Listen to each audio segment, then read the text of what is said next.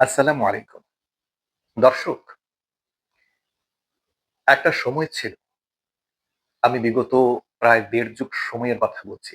যখন বাংলাদেশে ফ্যাসিস্ট আওয়ামী সরকারের শাসন চলছিল। তখন আওয়ামী সমর্থকদের, নেতাকর্মীদের উগ্রতা দেখে মানুষ বলত, "এরা মানুষ না, এরা আওয়ামী লীগ।" অর্থাৎ আওয়ামী লীগকে মানুষ অন্য কোনো প্রাণী বিবেচনা করত। তাদের কৃতকর্মের কারণে, তাদের সেই উচ্ছৃঙ্খলতা, উগ্রতা এবং হিংসাত্মক কর্মকাণ্ডের কারণে। আমার কেন জানি মনে হচ্ছে খুব শীঘ্রই মানুষ বিএনপিকেও এরকম বলা শুরু করতে পারে।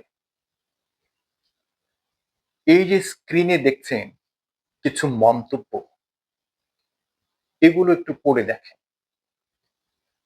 এগুলো হচ্ছে বেগম খালেদা জিয়া জানাজার অনুষ্ঠানের পরে সাদিক কাইয়ুমের নেতৃত্বে ঢাকা বিশ্ববিদ্যালয়ের একটি দল তারেক রহমানের সাথে সৌজন্য সাক্ষাৎ করেছে এবং তারেক রহমান তাদের সাথে বসে মতবিনিময় করেছেন।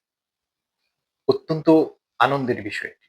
মত পার্থক্য থাকতেই পারে, আদর্শগত পার্থক্য থাকতে পারে। কিন্তু সেটাকে বিশেষ সময়ে দিয়ে একটু দূরে সরিয়ে রাখতে হয়। বাংলাদেশ জাতি বেগম খালেদা জিয়ার জানাজাই তার প্রমাণ দিয়েছে। বেগম খালেদা জিয়ার জানাজায় যে লক্ষ মানুষ জড়ো হয়েছে, তারা কি সবাই বিএনপি? তারা তো সেখানে দল মত নির্বিশেষে যোগদান করেছে। তাহলে এখন তারেক রহমানের সাথে এই সাদিক কায়ুমরা দেখা করায় তারেক রহমানের এই সমস্ত অন্ধ উগ্র অনুসারীরা এভাবে ক্ষেপে গেল কেন?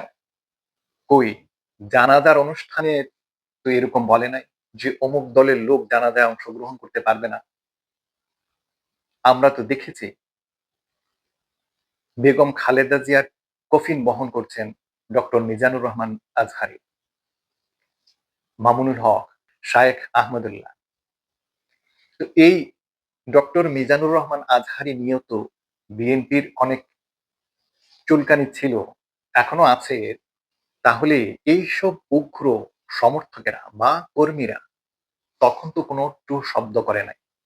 এবং আপনারা জানেন বেগম খালেদা জিয়ার জানাজায় অংশগ্রহণ করার জন্য কিছু বিদেশি মেহমান এসেছিলেন।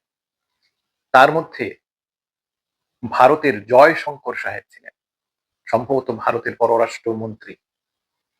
এই যে জয়শঙ্কর আসলেন, জয়শঙ্কর তারেক রহমানের সাথে মিটিং করলেন, তারেক রহমানের আতিথেয়তা গ্রহণ করলেন। কই তখন তো এসব উগ্র অনুরাগীরা কিছুই বলে নাই। জয়শঙ্কররা বাংলাদেশকে নিয়ে কি ভাবে আর বাংলাদেশের সাথে কি করে এটা কি আমরা জানি না? বিগত ১৬-১৭ বছর ধরে বাংলাদেশের সাথে তারা কি আচরণ করেছে এবং এখনো করে যাচ্ছে, এটা তো আমরা সবাই জানি। বেগম খালেদা জিয়াকে নির্যাতনের কারণ হচ্ছে ভারত।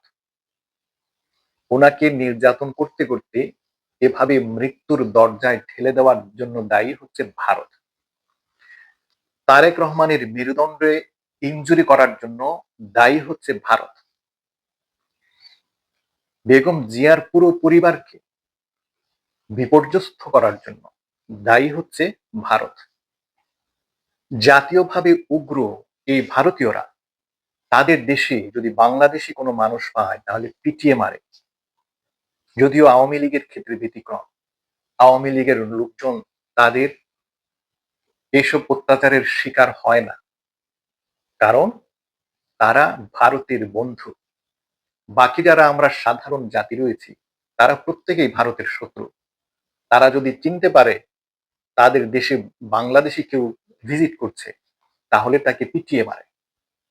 এমনকি বিগত কয়েকদিন আগে একজন দলিত সম্প্রদায়ের হিন্দুকে তাদের মনে হয়েছিল সে বাংলাদেশি, সেজন্য তারা তাকে পিটিয়ে মেরে ফেলেছে।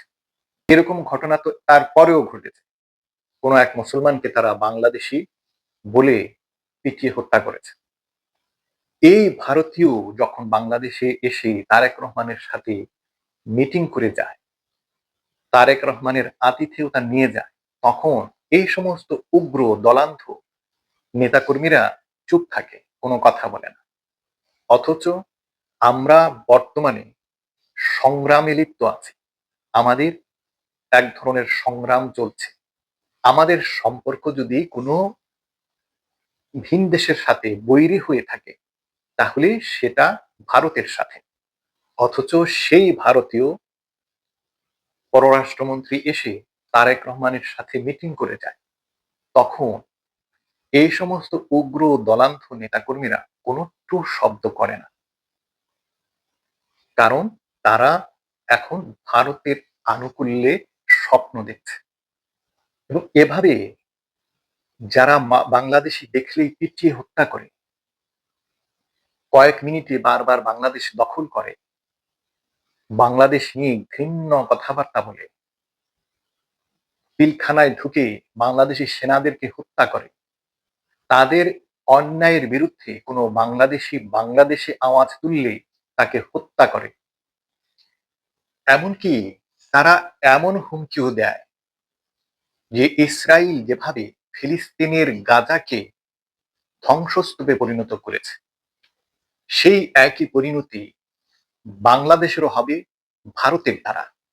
সেই ভারতীয়দেরকে যারা আতিথেয়তা দেয়, যারা সেই ভারতীয়দের অনুরাগী হয়, আমি মনে করি তারা এ যুগের রাজাকার এবং অত্যন্ত ঘৃণ্য।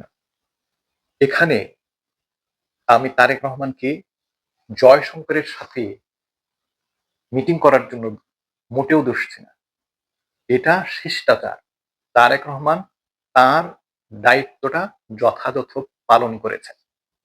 জয়শঙ্করের প্রেসক্রিপশন উপদেশ তিনি মানবেন কিনা সেটা অন্য বিষয়। কিন্তু জয়শঙ্কর বাংলাদেশে এসেছে সমবেদনা জানাতে। তাকে আতিথেয়তা করা যথোপযুক্ত হয়েছে তারেক রহমানের পক্ষ থেকে। যেভাবে সাদিক কাইয়ুমদের সাথে আলোচনা করা, মতবিনিময় করা, সৌজন্য সাক্ষাৎ করাও যথোপযুক্ত হয়েছে। সবাই ভালো থাকুন। আল্লাহ হাফেজ।